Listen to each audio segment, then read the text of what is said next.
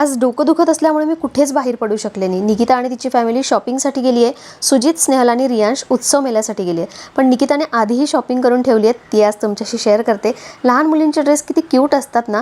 हा जो ड्रेस आहे तो रावी विवांच्या बर्थडेला घालणार आहे आणि मला अजूनही आठवतं रियांशसाठी कपडे घ्यायला जायचे ना तेव्हा मी मुलींचेच कपडे बघत बसायचे आणि आत्ताही मला ते क्यूट ड्रेसेसच आवडतात।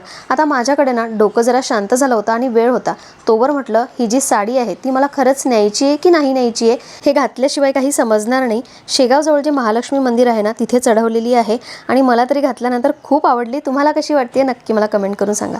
आज आईच्या हातच्या भाकरी आणि बेसन होतं आणि जेवणाची मजा दुप्पट झाली। ज्याची मी खरंच वाट बघत होते ना ते आज फायनली जेवायला मिळालं। मस्तपैकी पोट भरून जेवून घेतलं।